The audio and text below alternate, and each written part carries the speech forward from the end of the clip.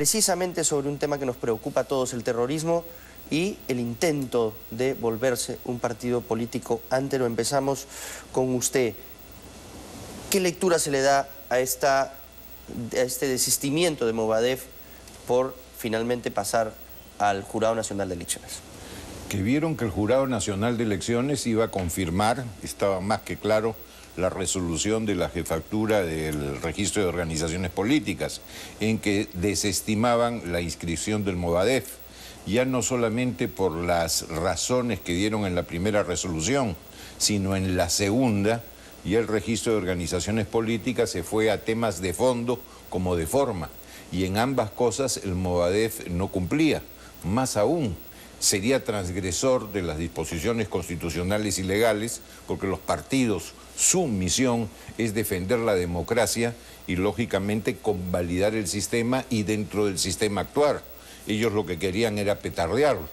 En consecuencia, al desistirse de su apelación, hay por un lado el tema de que no se considera terminada la jurisdicción interna y ya no podrían intentar ir a una jurisdicción supranacional a través de Comisión y Corte Interamericana de Derechos Humanos. Claro, porque no han agotado, no han agotado todos los medios internos. Sin ninguna duda, no solamente no han agotado, sino ellos mismos han evitado el agotamiento por decisión propia al desistirse de la apelación que tenían formulada y que debió ayer pronunciarse el jurado, que ya no podía pronunciarse porque ya no tenía el recurso de apelación.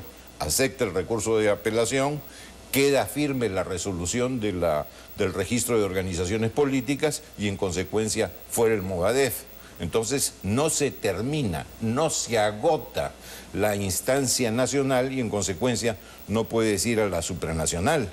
Pero de acá te viene también otra consideración. Estás viendo lo que acaba de suceder en San Martín y lo del Movadef. Entonces ves que siguen con las dos opciones y siguen juntas sus opciones. Hay un mensaje entre líneas clarísimo, con la aparición de Artemio. Daniel, clarísimo. Le hago esa pregunta. Movadef no se inscribe y aparece Artemio, ¿no? Volanteando y haciendo pintas senderistas. Yo quisiera previamente decirte, por ejemplo, de que a la opinión pública, que el Movadef tampoco se inscribe porque 85% de la población y la opinión pública está en contra de ellos. En segundo lugar, los medios también están en contra de ellos y, aunque parezca paradójico, algunas ONG, sorpresivamente, también están en contra de ellos. Entonces, prácticamente podría inscribirse legalmente, pero ya estaba en la ilegalidad en muchos sentidos. Creo que esto es positivo inicialmente, pero ellos tienen muchas estrategias para esto y no podría ser raro que de acá a algunos años o meses comience a inscribirse un movimiento con otro nombre, con otra fachada, y que esto es natural que pudiera hacerlo así. Con relación a lo que ha sucedido, y no es la primera vez que aparece en estas columnas subversivas itinerantes en los pueblos, falta comunicación realmente para una actuación más rápida de las Fuerzas Armadas, porque entran con total impunidad y lo hemos visto, sino la coincidencia que hay entre la aparición de este movimiento y Movadef. Y esto evidentemente demuestra esa interrelación estrecha. ¿Hay una coordinación para usted? Hay una interrelación estrecha de lo que ha pasado, ¿no? Porque el mensaje que puede interpretarse finalmente es, ok, no nos dejan inscribirnos como partido político, acuérdense que podemos retomar las armas. ¿Es una amenaza? Esa facción está totalmente acorralada. Yo creo que están en sus aleteos, piden una serie de cosas para integrarse a la vida normal del país, pero que son inaceptables, que ellos depongan las armas y se entreguen a la justicia y punto. Pero ellos saben que ya están ubicados. No lo capturamos por una serie de cosas que están sucediendo probablemente, pero hace mucho tiempo sabemos el itinerario de Artemio. Nos faltan algunas herramientas tecnológicas para capturarlo limpiamente, digamos, ¿no? Pero su itinerario se conoce expresamente, tácitamente por donde pasan frecuentemente. A los pueblos que ingresan, juegan su fulbito, se van, etcétera, y no son muchos tampoco. Entonces sí, los del BRAE sí son unas columnas opositoras. Es además un terreno más complicado. Es un terreno más complicado. Un teatro de operaciones más complejo. Son realmente protectores del narcotráfico. Ellos también lo son. Pero creo que esta coincidencia de esta aparición y el Movadef nos da una idea de en qué nos hubiéramos metido si se hubiera aceptado la inscripción de este movimiento. Antero, el tema de la apología al terrorismo ha vuelto a tener vigencia. ¿Por qué puede un movimiento pseudopolítico decir y defender abiertamente el pensamiento Gonzalo? ¿Eso no es apología? ¿Eso no es ilegal? Mira, esto es bien controvertido, porque por un lado tienes tratados internacionales y por otro la propia Constitución del Estado que te dicen la libertad de expresión, la libertad ideológica, la libertad absoluta de pensamiento. En consecuencia, es un tema que hay que tomarlo con pinzas. Yo creo que en este tema de apología y de controversia respecto a ideas, muchísimo más importante que la propia interdicción y la propio accionar coercitivo del Estado es el tema preventivo.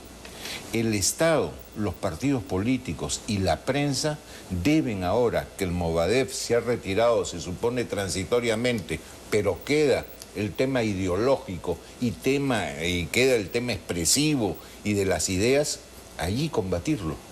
No podemos ser tan tontos realmente el sistema democrático de dejar que avancen ideas que son nocivas contra todo el sistema democrático. Para eso tiene que estar el Estado, para eso tienen que estar los partidos, para eso tiene que estar la prensa. Felizmente la prensa es la que ha comenzado primeramente a reaccionar y ha comenzado a recordarle a la gente lo que fue Sendero Luminoso, lo que fue el sistema terrorista, porque hasta en las mismas Fuerzas Armadas, de tanto recibir la información de afuera y de decirse al terrorismo, hubo una guerra interna, hubo un accionar de violencia política, etcétera, se fueron ablandando en los conceptos. Al terrorismo hay que decirle por su nombre, esto es terrorismo, estos son terroristas, el terrorismo es un delito y estos señores son delincuentes.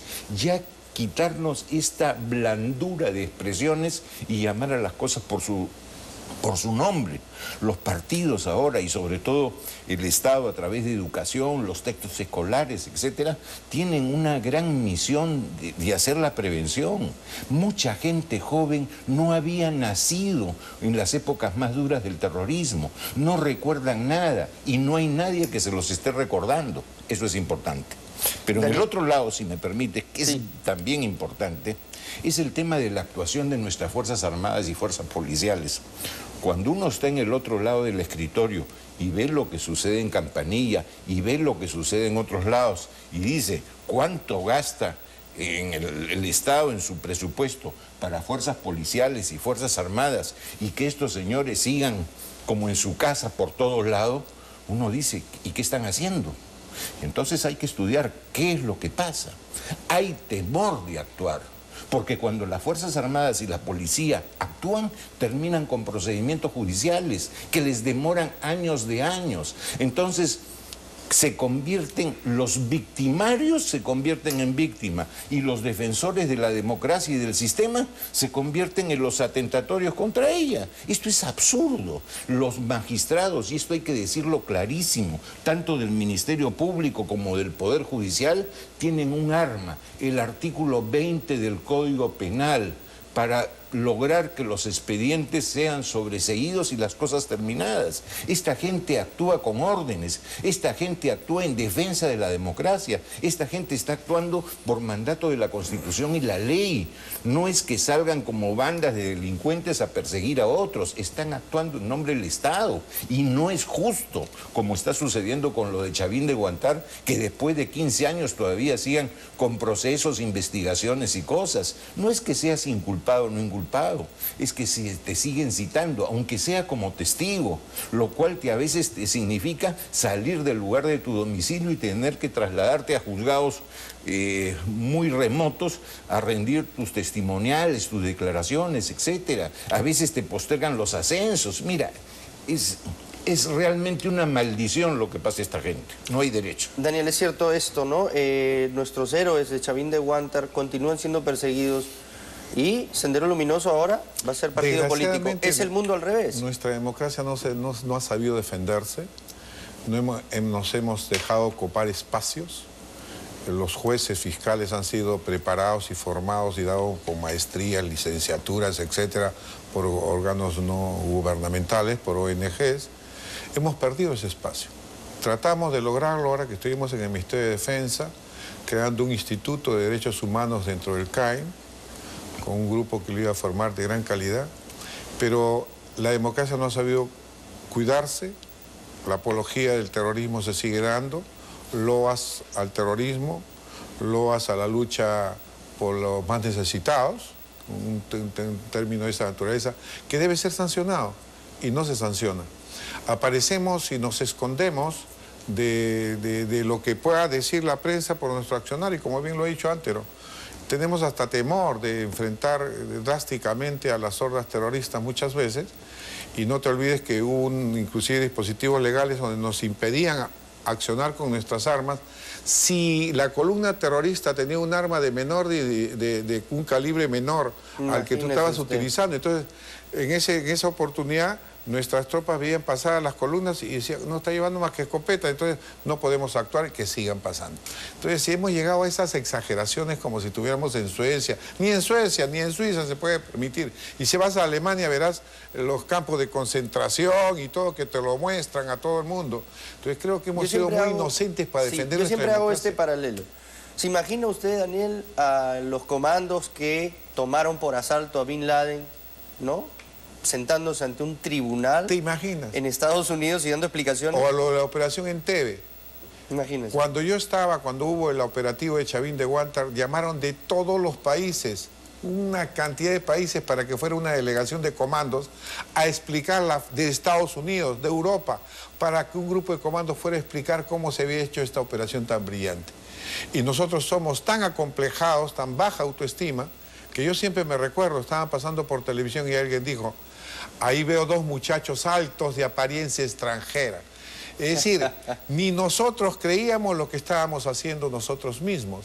Y si lo estábamos haciendo bien, es porque alguien era extranjero allí, ¿no? Entonces creo que esa falta de autoestima nos ha hecho mucho daño y también ha perjudicado al colectivo social, porque no ve con buenos ojos la tremenda acción que se tuvo que hacer acá en las Fuerzas Armadas para lograr la paz y la democracia en el país. Es un tema fundamental. Muchas gracias a ambos por haber estado aquí esta mañana con estas importantes precisiones sobre la soberanía y la defensa de nuestro país. Antero Flores Arauz y Daniel Mora. Para cerrar rápidamente, Antero. Sí, Daniel ha incidido en un punto muy importante, la actitud de todos. Y hay que dejar, voy a decir un término duro, pero muy conocido, hay que dejar de lado este cojuridismo del Estado que tanto daño hace. ¿Cómo es? Cojuridismo.